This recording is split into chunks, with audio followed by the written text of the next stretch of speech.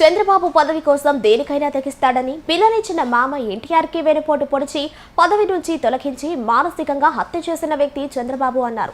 శనివారం బుచ్చిరెడ్డిపాలెంలోని ప్రసన్న వెంకటేశ్వర స్వామి ఆలయంలో వైసీపీ నాయకులతో కలిసి ప్రత్యేక పూజలు నిర్వహించారు. అనంతరం ఆయన మాట్లాడుతూ ఎంతో ప్రాముఖ్యమున్న తిరుపతి లడ్డు నెయ్యి కల్తీపై విష ప్రచారం చేసి జగన్మోహన్ రెడ్డికి, వైవి సుబ్బారెడ్డికి, కరుణాకర్ రెడ్డికి అంటకట్టారన్నారు. లడ్డూలో కల్తీ లేదని సిబిఐ దర్యాప్తులో చెప్పింది అన్నారు. చంద్రబాబు పదవి కోసం దేనికైనా తెగిస్తాడని పిల్లనిచ్చిన మామ ఎన్టీఆర్కే వెన్నుపోటు పొడిచి పదవి నుంచి తొలగించి మానసికంగా హత్య చేసిన వ్యక్తి చంద్రబాబు అన్నారు.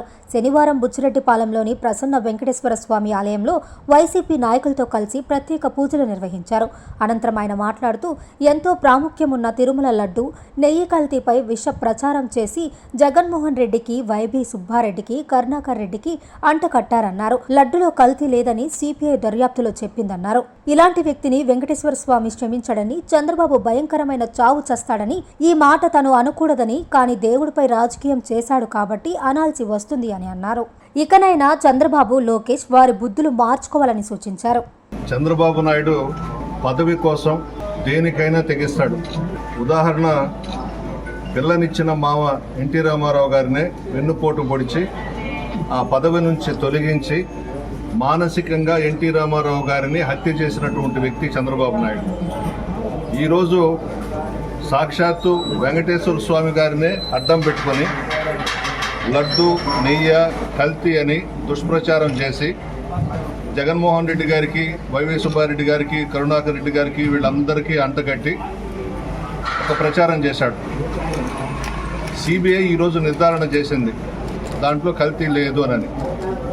ఎంత పనికిమాలిన రాజకీయాలు చేస్తాడు అని అంటే చంద్రబాబు నాయుడు నిజంగా ఒక అనిపిస్తుంటుంది అప్పుడప్పుడు. దేవుడు కూడా మంచోళ్ళని త్వరగా తీసుకెళ్ళిపోతాడు, చెడ్డోళ్ళను మాత్రం లేటుగా తీసుకెళ్తాడు. అందుకు ఒక ఉదాహరణ కూడా చెప్తాను. అలిపిరి దగ్గర Naxalites Chandrababu Naidu car pale చేసిన విషయం కూడా మీకు గుర్తుంటుంది.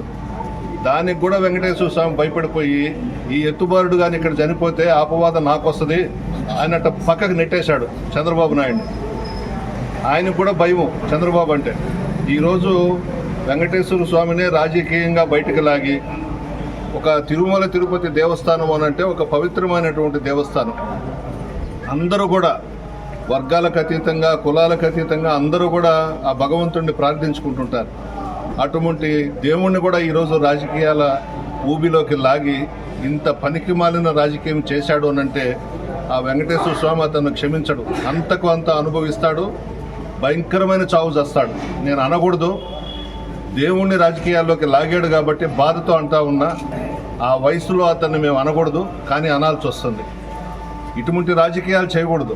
దేవుళ్ళను కూడా రాజకీయాల్లోకి లాగి ఆయన ముఖ్యమంత్రి పదవి కాపాడుకోవాలా, ప్రతిపక్షం అనేది ఉండకూడదు అనేది మాత్రం కరెక్ట్ కాదు. ఇకనైనా ఆ లోకేష్ బాబు కానీ, చంద్రబాబు కానీ బుద్ధులు మార్చుకొని ముందుకు పోతే మంచిది. ఆయన ప్రసాదాన్ని ఏదో కొవ్వు కలిపారు, అది చేయడం అనేది లేదు అని చెప్పినా కూడా వినకుండా మరి ఈరోజు అవన్నీ కూడా సిబిఐ దృష్టికి పోయి నిన్ననే సిబిఐ ఇచ్చింది.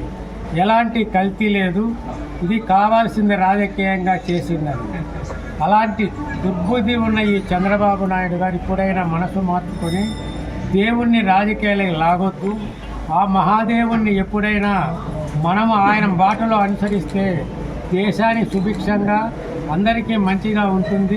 కాబట్టి ఇప్పటికైనా కూడా ఆయన బుద్ధి మార్చుకొని వాళ్ళందరూ కూడా క్షమాపణ దేవుడు వెంకటేశ్వర స్వామి చెప్పాలని కోరుకుంటున్నాను.